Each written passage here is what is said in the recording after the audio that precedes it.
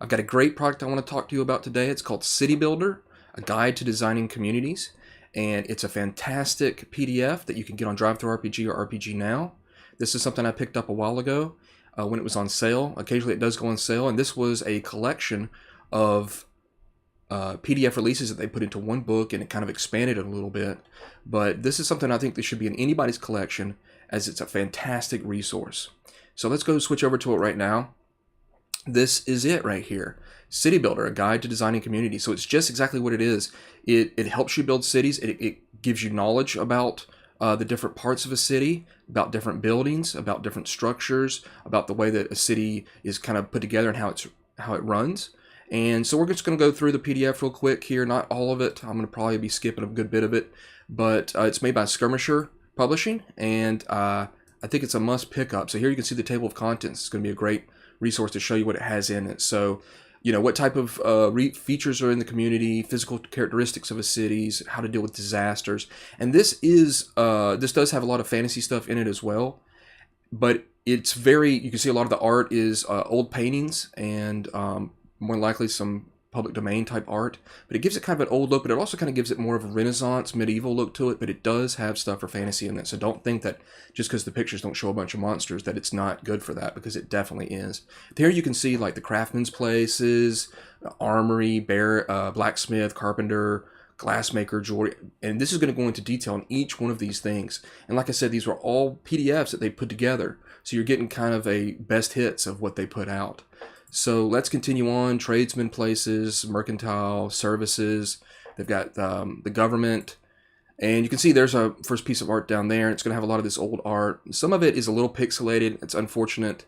The newest download that I did didn't have kind of a higher res. And this is also not available for print, which kind of stinks. I'd love to get it in print. I could always do, I guess, a Lulu version of it. I don't really want to mess with it. So cool piece of art there, but pixelated. And then, of course, introduction, and then it's going to go through a brief description of each one of the different sections of the community in this book. So a little bit more art there, and some of it I'm not exactly sure where they got it from, but overall I think it's got a great look. Again, it very much goes in with Dark Albion or Lion and Dragon. I think it's a fantastic product to kind of meld in with those to help flesh out cities and towns and stuff for those games. So talks about races a little bit, the sizes of different communities. I thought this was very helpful. How big a thorp is, hamlets, how they work, villages, of course, going all the way up to cities, as you can see there. And then you're going to go into stuff like the military bases, how the buildings actually are constructed. So again, this is like a history lesson, a little bit of how the cities were made back then, as well as how they are in fantasy worlds. So, it's nothing but great resources. The physical characteristics of a city, fortifications, and then it's going to start breaking into disasters. I thought this was a great section here, especially when it deals with like famine or floods, things you might not know exactly how a city is going to react or have to deal with those type of disasters. Attacks by monsters, of course, war is going to play into it big time, and how those the impact that it has obviously on those different communities within a city. And then then it's going to tell you like this. I thought this was neat. Like how do entertainers or craftsmen or tradesmen, how do they deal with a disaster in their city? So very good stuff like that. The underworld, how they deal with it. It's going to be about pretty much thieves guilds and black market barter type systems that they have in place, how they're going to deal with it. More art. And then it's going to start going into each one of the places. Craftsman, armory. And then you can see here the first of many adventure hooks. As I go back, this armory here, it's got a little section right here on adventure hooks. And there's tons of adventure hooks for you. Some of them will be, pretty much medieval type adventure hooks. And then some of them will deal with more of the fantastical. So that's just a wealth of knowledge as it is right there. And you can see I'm going to scroll back through some stuff. Arsenal. The blacksmith, carpenters. And this, as you look, it says that the way it's talking about is giving you a very kind of almost a historical rundown of how they were. So if you're into history and you want to add more historical elements into your game, fantastic. Again, adventure hooks all over the place. Leather worker. Some of them you might not use as much. Some you might use a bunch. But like stonemason if you want to add a character maybe that's in that and give some background, to flesh out backgrounds for characters that might use secondary skills or, background careers that they had, this is a great way to give a little bit more insight into those places. Places of entertainment, again, venture hooks, menageries for strange monsters and stuff. Obviously, that's going to help with the fantastical. Museums, parks, it goes on and on. Even a venture hook for parks. People apparently might not like parks. I don't know how you wouldn't, but it's in there. And it's going to keep on going. I said this 176 pages, and it's just jam-packed full of stuff for help you make a city. So I'm just going to kind of go quickly through it because we're not going to go through every page. Obviously, y'all don't want to sit here and look through all that. The hospital. A couple places that stand out to me that I really want to know more about. Obviously, a brewer is pretty cool, but livery stable is neat. And then going into stuff such as a mill, or let's see, which was some of the other ones.